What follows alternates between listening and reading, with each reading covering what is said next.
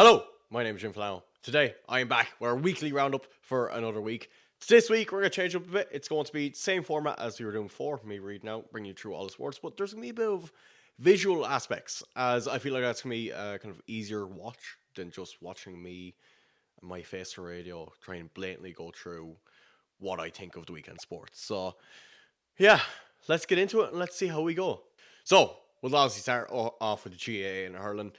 It's official. The Limerick hurlers and Dublin footballers are so back.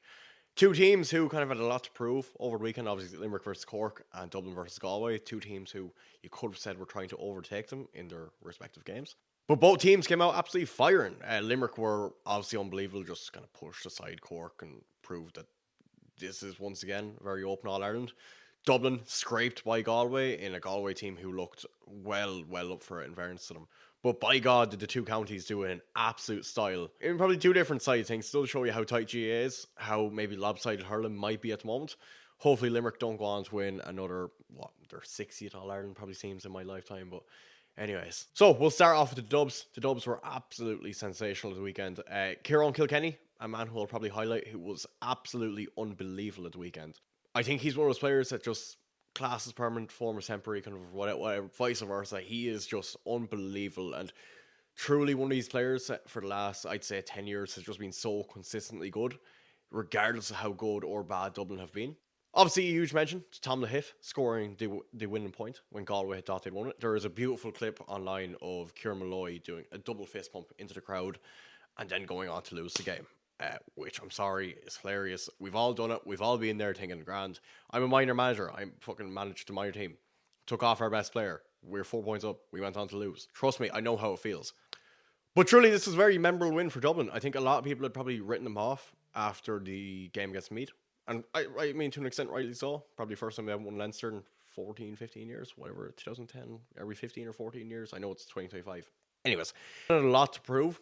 And there's a lot of questions to answer. Whereas Galway are a team that want to win All Ireland this year and like blatantly can win All Ireland, undoubtedly.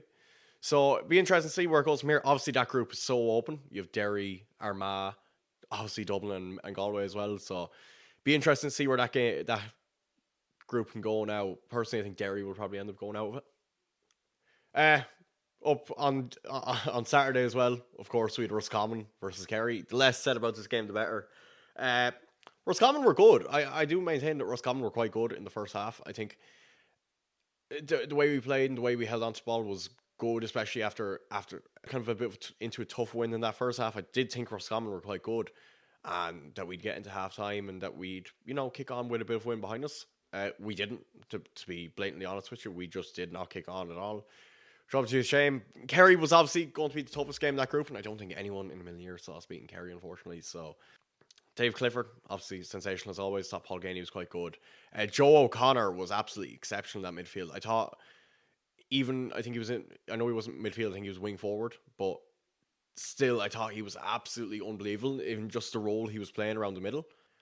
A lot of talk for the game, no Paddy Clifford. That did not make even slightly of a difference. Sean O'Shea kicked two two-pointers towards the end of the first half, I believe, and it just killed Roscommon. Roscommon were very much drawn enemies at the weekend. I think a lot of the points they gave away were like 50 metres brought up, they were the two frees that Sean O'Shea kicked. And then there was another free Roscommon gave away from the sideline. You think it's sound. Dave Clifford whips over a two-pointer from like 50-something metres or whatever. It's just purely, absolutely ridiculous. So, yeah. So, obviously, Roscommon have Meath and Cork still to come up, which are two very in-the-balance games. I hope that we target the Cork games. Obviously, a must-win. Meath, I've no idea what Meath team is going to come out with that, if I'm being blatantly honest. It could be absolutely anyone. Yeah. Now, on to the biggest surprise of the weekend, or to some people, it might not be a surprise. Obviously, I'm on about Cavan and Mayo. Cavan and Mayo was one of these games that you think either Mayo might steamroll or could be really tight. I don't think a lot of people had Cavan win that game, especially in the way they did. Mayo kicked 1-2 at the end of the game to put gloss on that scoreline. I think Mayo won by 3 in the end. But if Cavan won by 8, I think it was completely fair. Mayo seemed to just not be at the races at all. And for what Mayo are trying to achieve this year, and I thought Mayo were very good against Galway, and I think most Mayo fans would have maintained that. A lot of people said that they would get absolutely pumped by Galway. Then to come out and do that against Cavan in the first round of these qualifiers, whatever they're called, is shambolic. Now, saying that, a huge mention to Cavan. Cavan were absolutely exceptional, and probably, as mentioned, not a lot of people saw this coming. But as mentioned, I say it every week. You can literally say it with me. This is the most open GAA championship of all time. It is absolutely incredible. Like, if you haven't beaten Mayo, Dublin beaten Galway, you could say Kerry beaten Roscommon. That is not a surprise. But anyway, I really think it's so hard to put your finger on who's going to get through here and who's even, I think, the semi-finals. I can't wait to get to semi-finals because it could be the four most random teams of all time. Down could be there for all we know. Speaking of Down absolutely annihilated Clare at the weekend, which was probably something that I don't think a lot of Clare fans saw coming. I don't think probably a lot of Down fans didn't see it fucking coming either. But it truly was absolutely exceptional by Down. Not a good sign for Clare, who still have Louth and Monaghan to come. Obviously, Louth being Leinster champions. Monaghan absolutely willied Roscommon there about 2 months ago. This could be absolutely insane for Clare. And I think probably a huge look at what's to come. Obviously, this once again comes from the Munster Championship. Clare kind of got an easy run into the final. And now they're in All-Ireland Series. And they might just be out in the group after doing nothing, essentially. That's probably harsh. But once again, I maintain what I said. In the Tailteann, Kildare kept on ticking along with another win. Obviously, Daniel Flynn was probably the most prominent player there at the weekend. He was absolutely exceptional. I think it was, would I be right to say 1-4? Correct me if I'm wrong, but something around that. He played very well. Obviously, then Kildare Hurlers on the other side of that, they bet Laois in Port Laois. And that means if they beat Down the week after, they're into Joe McDonagh, which will probably feature the likes of Galway and Tipperary this year, if I'm right saying that. Let me look at my script. Tipperary or Galway could be coming to Newbridge in a few weeks for the preliminary quarter-final. Unbelievable scenes. And jumping back to Liam McCarthy, obviously that win for Limerick at the weekend confirms that Clare are out, which the reigning All-Ireland champions are out already this time of year, is unbelievable. They absolutely walloped Cork in that first half. Cork fans weren't taken well. There were some beautiful videos of Cork fans leaving the stadium, sticking up the finger to Limerick fans. Always good to see that the sport is well and truly never ever gone. Maybe this was a wake-up call for Cork, as after the year they had last year, probably might have been a tiny bit needed. We'll see where we go. Obviously the summer is so open in this championship, but it's really, really interested to see where this will go. And I don't doubt they'll meet again either.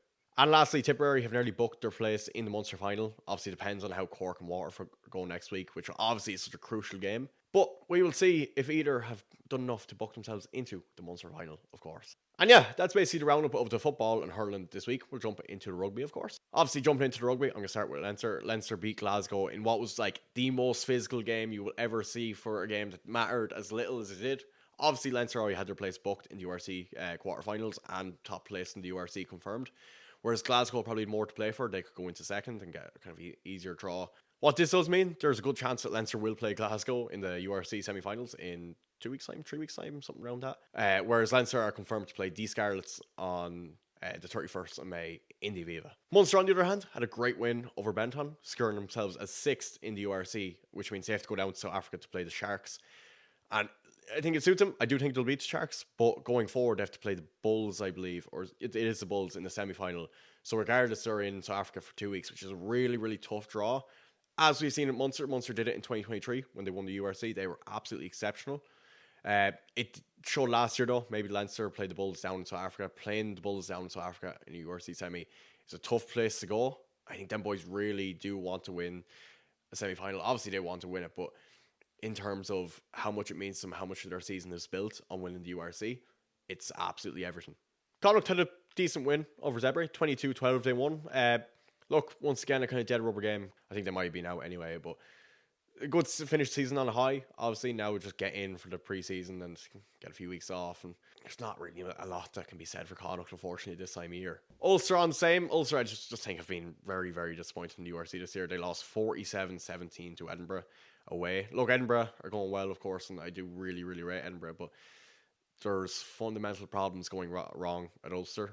And a lot of signings, a lot of change is going to need over the next 2-3 months before they go start playing again in September. So yeah, obviously that just does leave the URC is over and it is now into knockout rounds. We only have Leinster and Munster, who both have a very good fighting chance of winning the URC, I feel. Leinster more than Munster. I think Leinster have Scarlets, and then it's probably looking like they'll have. It's looking like they'll have Glasgow again in the semi-final. Glasgow obviously play the Stormers, which look could be open, but once again, Leinster have home run right through to the final. So I think everyone on the face of the earth would love to see a URC final in Croke Park, Leinster versus Munster, Cian Healy's last game, Pierre O'Mahony, Conor Murray, Stephen Archer, plenty more. I'm sure I'm forgetting somewhere. That game in a URC final would just be the perfect send-off. Surely a sold-out crowd. It would just be absolutely perfect. Maybe like one of the 2009 games where rugby was, at its best. So yeah, of course, I can hope and pray for that, but we'll see anyway. Into a bit of fun news. I'm going to start influencing this city kind of end of things. In our fun news, anyway, the President of Ireland, Michael D. Higgins, as we all know him, met none other than Zlatan Ibrahimovic there last night while trying to meet the Pope. It's a generational run, by the way, by our President, Michael D. He met the Pope and Zlatan. I would like to note that the picture of Zlatan went up before the picture of the Pope, and I shit you not, I'm not joking. The picture of the President of Ireland, Michael D. Higgins, and Zlatan Ibrahimovic went up before the picture of Michael D with the Pope. I'm pretty sure they were very close together. So it was just a media thing, which is obviously hilarious. Michael D forever our GOAT. And yeah, we'll end it on that. We do have some very exciting news next week. You will see a bit of change here in the studio from next week on. We might or we may or may not have a sponsor coming on. That makes sense as well. I'm not just doing this for money. Oh my God, who would have thought? Yeah, we have a sponsor coming on that make very much sense for me, what I'm trying to do with this kind of show, podcast, fucking shy talk thing. So we'll see you next week. I'll keep you updated. Keep up to date on social, of course, and I'll see you in a while. Be good.